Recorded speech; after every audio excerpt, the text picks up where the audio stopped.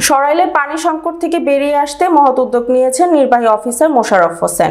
সরাইল থেকে ৭১ বাংলা টিভির প্রতিনিধি মোহাম্মদ আলীর তথ্যচিত্রে বিস্তারিত। ব্রাহ্মণবাড়িয়া সরাইলের চৈত্র মাস থেকে বিভিন্ন এলাকার টিউবওয়েল থেকে পানি না আসার কারণে খাবার পানির চরম দুর্ভোগ দেখা দিয়েছে। এতে করে অনেক মানুষ আর্সেনিক যুক্ত পানি পান করছেন, আর এতে ঝুঁকি বাড়ছে রোগ জীবাণুর।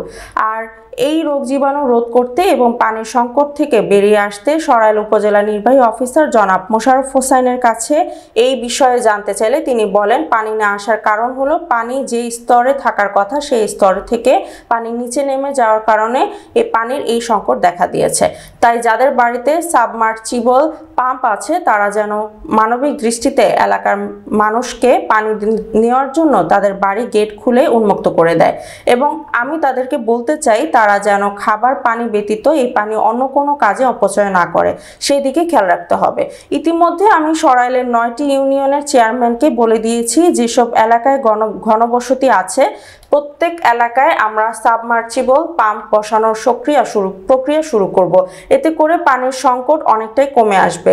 এদিকে সরাইল সদর ইউনিয়ন চেয়ারম্যান আব্দুল জব্বারকে পানির সংকটের বিষয়ে জিজ্ঞেস করলে তিনি বলেন, আমি সকলকে বলতে চাই তারা যেন খাবার পানি ছাড়া আর কোনো কাজে পানি অপচয় না করে সেদিকে মনোযোগ দিতে হবে। এবং আমি ইউএনও স্যারকে নিয়ে যেসব এলাকায় ঘনবসতি আছে সেসব এলাকায় সাবমার্সিবল পাম্প বসানোর প্রক্রিয়া শুরু করব, যাতে খুব তাড়াতাড়ি এই পানির সংকট দূর হয়ে যায়। কথা বলছেন, এটাকে যদি সায়েন্টিফিক ভাষায় বলি যে গ্রাউন্ড ওয়াটার ডিপ্লেশন, মানে পানির স্তর নিচে নেমে যাচ্ছে। আপনাদের এই সরাইল উপজেলার যে পানি সম্পর্কিত যে তথ্যপাত্র রয়েছে, আজ থেকে 15-20 বছর আগেও মাত্র 20 থেকে 30 ফিট গভীর করলে এখানে স্বাভাবিক যে নলকূপগুলো আছে এগুলোর মাধ্যমে পানি পাওয়া যেত।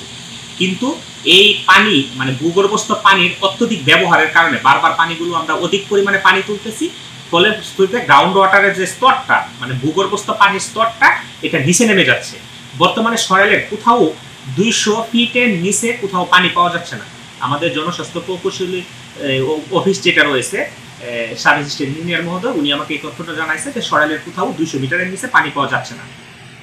তো এই সমস্যা নিরসনে যেটা আমরা প্রাথমিকভাবে যে উদ্যোগ নিয়েছি যে আমরা সরাইলের যে ঘনবসতিপূর্ণ এলাকাগুলো আমরা চিহ্নিত করব এবং জোন ভিত্তিক বা কমিউনিটি ভিত্তিক আমাদের এখানে ডিপিএসসি যে টিউবওয়েলগুলো আছে বরাদ্দ, আমরা এইগুলো জোন ভিত্তিক আমরা বরাদ্দ করে দেবো সাময়িকভাবে, মানুষ যেন সুপেয় পানিটা পায়। আর আমরা এর পাশাপাশি আমরা মানুষকে সচেতন করব যে গ্রাউন্ড ওয়াটারকে বেশি ব্যবহার করা যাবে না, শুধু প্রয়োজনীয় ক্ষেত্রে, শুধু একান্ত প্রয়োজনীয় ক্ষেত্রে গ্রাউন্ড ওয়াটারটা যেন আমরা ব্যবহার করি, মানে ভূগর্ভস্থ পানিটা, টিউবওয়েলের পানিটা। কেননা আমরা যদি এইভাবে গ্রাউন্ড ওয়াটারের পানি ফুরিয়ে ফেলি তাহলে আমাদের ভূ অভ্যন্তরে ভ্যাকুয়াম তৈরি হবে, শূন্যস্থান তৈরি হবে। ভবিষ্যতে ভূমিকম্প থেকে শুরু করে আর বড় ধরনের যে কোনো ঝুঁকি হতে পারে। তাছাড়া আরেকটা সমস্যা রয়ে গেছে, এইভাবে গ্রাউন্ড ওয়াটার যত নিচ থেকে আমরা তুলবো তত কিন্তু আর্সেনিকের প্রকোপ দেখা দিবে এবং আর্সেনিকের ক্ষয়ক্ষতির বিষয়টা আপনারা জানেন। আর আমি আজকে আমার যে ইউনিয়ন পরিষদের চেয়ারম্যানদের সাথে আমি কথা বলেছি এবং আমার পাশে সদরের চেয়ারম্যান আছে, আমি প্রাথমিকভাবে আমরা প্রত্যেকটা ইউনিয়নে যে ঘনবসতিপূর্ণ এলাকাগুলো যেখানে পানি একেবারেই পাওয়া যাচ্ছে না ওইখানে আমরা কমিউনিটি বেসড কিছু নলকূপ ডিপিএসসি উদ্যোগে স্থাপন করার চেষ্টা করব। আমি আপনাকে বলছি যে সৃষ্টিকর্তার অপার সম্ভাবনাময় এবং মূল্যবান সম্পদ হলো পানি। তো এই পানিকে আমরা অ্যাবিউজ করা যাবে না, নষ্ট করা যাবে না। আমরা ভূগর্ভস্থ যে মূল্যবান পানিটা সেটা আমরা শুধু প্রয়োজনীয় কাজে ব্যবহার করব। আর আমরা মানুষকে উৎসাহিত করব যে সারফেস ওয়াটার আছে, যে আমাদের নদ নদী খাল বিলের যে পানিগুলো আছে এইগুলোকে আমরা কিভাবে অন্যান্য যে কাজগুলো আছে, যেমন সবকিছুতে কিন্তু আপনার বিশুদ্ধ পানির প্রয়োজন হয় না, তো আমরা বিশুদ্ধ পানির যেগুলো ওইগুলো মিটিগেট করার ক্ষেত্রে যা যা লাগে আমরা তা করব। আর অন্যান্য যে ব্যবহারগুলো আছে এইগুলোতে আমরা মানুষকে বলবো যে সারফেস ওয়াটার যেগুলো আছে এগুলো ব্যবহার করার জন্য। আর এই ক্ষেত্রে আমরা মানুষের কাছে কিছু সচেতনতার কথা তুলে ধরবো, সেটা হলো যে মানুষ যেন নিয়ন্ত্রিত ভাবে পানি উত্তোলন করে, প্রয়োজন ছাড়া যেন পানি ব্যবহার না করে, সেচের ক্ষেত্রে যেন অপ্রয়োজনীয় পানি ব্যবহার না করে। আপনারা জানেন যে আমাদের দেশে আমরা প্রতি কেজি ধান উৎপাদনে 3000 লিটারের বেশি পানি ব্যবহার করি। প্রতি কেজি, আমি কথাটা পুনরায় বলতেছি, প্রতি কেজি ধান উৎপাদনে আমরা 3000 লিটারের বেশি পানি ব্যবহার করি। সুতরাং এটার একটা অল্টারনেট ব্যবস্থা আছে, এটাকে বলা হয় এডব্লিউডি, অল্টারনেট ওয়াইডিং এন্ড ড্রাইং। তো ওই প্রসেসে গেলে আমাদের পানি অনেক কিছু কমিয়ে ফেলা সম্ভব। এই বিষয়ে পড়াশোনা করা একজন ছাত্র হিসেবে আমি বলতে পারি যে আমাদের ধীরে ধীরে ওদিকে মুভ করতে হবে। এছাড়া বৃষ্টির পানি সংরক্ষণ করতে হবে আমাদের, এবং জলাভূমি যেগুলো আছে এইগুলোকে আমাদের সংরক্ষণ করতে হবে। জলাভূমি ভরাট করা যাবে না, এবং যেগুলো এই ভরাট হয়ে গেছে এগুলোকে আমাদেরকে খনন করে সংরক্ষণ করতে হবে। এবং সেচ ব্যবস্থার ক্ষেত্রে যেটা বললাম, আমাদেরকে আধুনিক পদ্ধতিগুলো ব্যবহার করতে হবে। এবং আমরা যেটা দেখি যে বর্তমানে আমরা এই বাড়ি ঘরে টোটালি কংক্রিট দিয়ে একবার লেভেল করে দিই, এটা করা যাবে। কারণ এটা যদি করি তাহলে মানে ভূগর্ভস্থে পানি যাবে না, পানির ইনফিল্ট্রেশনটা হবে না। পানির ইনফিল্ট্রেশন করতে হলে অবশ্যই আমাদেরকে পুরো এরিয়াটা কংক্রিট দিয়ে ঢেকে দেওয়া যাবে না। তাছাড়া আমাদেরকে প্রচুর পরিমাণে গাছ লাগাতে হবে এবং গাছপালা সংরক্ষণ করতে হবে যেগুলো আছে। আপনারা জানেন গাছকে বলা হয় অক্সিজেনের ফ্যাক্টরি, এটা মাথায় রাখতে হবে। আর আমাদের যে পানি ব্যবহারের ক্ষেত্রে কতগুলো আইন আছে, যেমন বাংলাদেশ পানি আইন 2013, বাংলাদেশ পানি বিধিমালা 2018 এবং সমন্বিত ক্ষুদ্র সেচ নীতিমালা 2017 প্রণয়ন করা হয়েছে। এইগুলোর বিষয়ে আমাদেরকে সচেতন থাকতে হবে, এইগুলো মেনে চলতে হবে।